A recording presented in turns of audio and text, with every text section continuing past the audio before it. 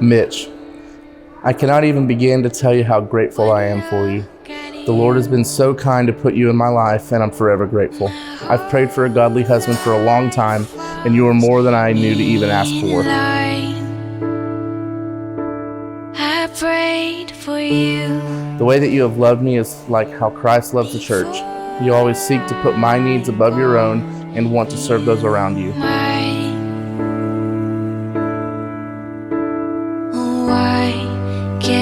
I pray that we would always try to outserve one another, that God will always be at the center of our marriage, that we would laugh a lot and have a ton of fun, that more people would know Jesus because of our union, and that we would always seek to assume the best in each other.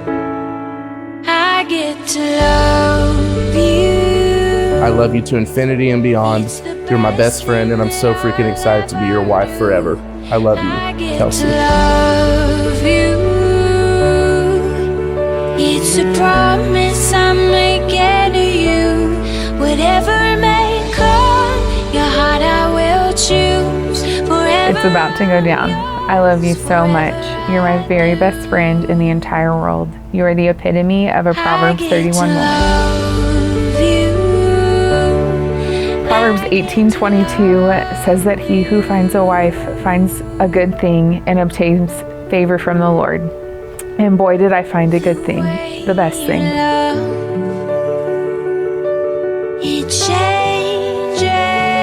I cannot thank God enough for putting you in my life. It has been a long wait, but God's timing is always better than our timing.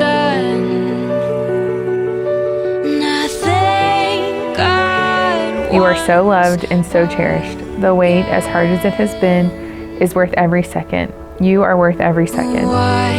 Can't believe it's true sometimes. I love you so much, Kelsey Sue. I cannot wait for you to be my wife.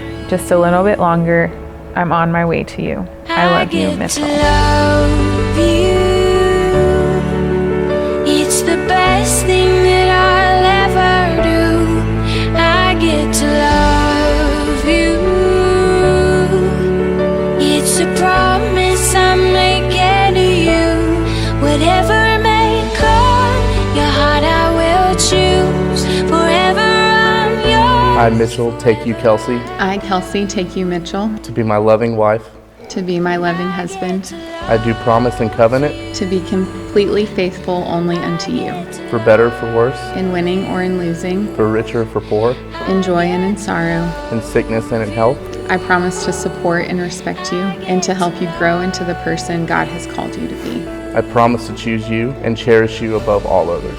I promise to forgive you as we have been forgiven. With integrity and humility, I will strive to lead you and our family every day. I promise to love and respond to you as the church loves and responds to Christ. I promise to love you as Christ loves the church, by continually putting your needs in front of mine. May the Lord deal with me, Be it ever so severely, if anything but death separates us. I get to love you. I get to love you.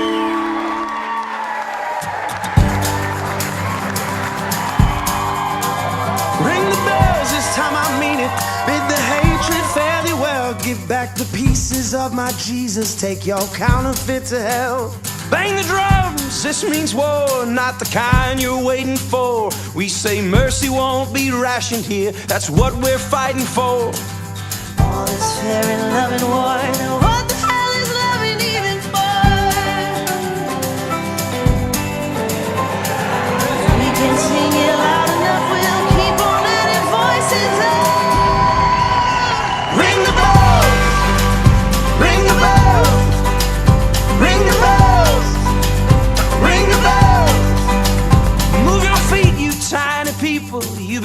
Now, Kelsey, you already know this, but I gotta warn you anyways. Mitch can be a little stubborn. He called me one day and said, "Hey, I met a girl." I was like, "All right." We talked again, and he kept talking about you, so I was like, "All right, whatever." And then he's like, "Hey, you gotta come to the beach. I want all my friends to meet her." Laughs and So one of my first stories, I don't know what y'all were talking about. When Mitch wants to do something, he's going to do it. Mitch wanted to do something. You say, I really don't want to do it. And Mitch was, all right, we don't have to do it. I was like, all right, wow. I was like, this is serious. This is kind of cool. Like, but Mitch, listen, that's the biggest point.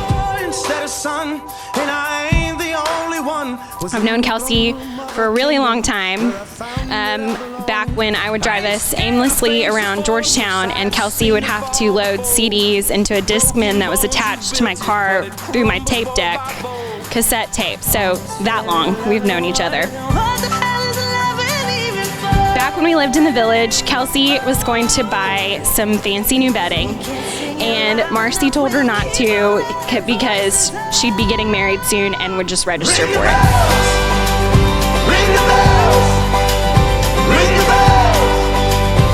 She was always your biggest fan, still is, an unwavering, unquestioning confidence that one day you would meet a man who would deserve you.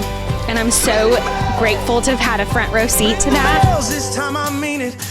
Mitch, it's been awesome to get to know you and to get to see you be that man that we've been praying for. This means war, not the kind you're waiting for. We say mercy won't. Mitch and I met in college. I can tell you that you would go into a room and you would know when Mitch showed up. I've always said that if his current job doesn't work out, he can be a professional hired wedding guest anytime, anywhere, and he would have people dancing at a Southern Baptist wedding, no matter what. Ring the bell. Ring the bell. One time, the first time, really getting to meet and get to know Kelsey, and her first question to me is he always this wild? And I looked and I got really nervous because I was like, man, I was about to ask, is he okay? Because this is the quietest I've ever seen him.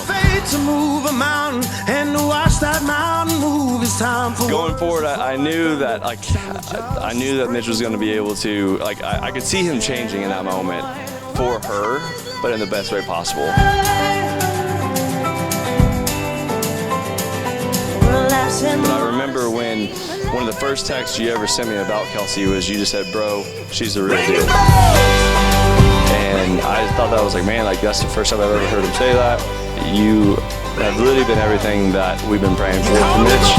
Instead of son, and I ain't the only one. Was in the throne room of a kingdom where I found that I belonged. I ain't scared to face a fortress. I have seen them fall before. With broken bones, you built it, but it crumbles board by board.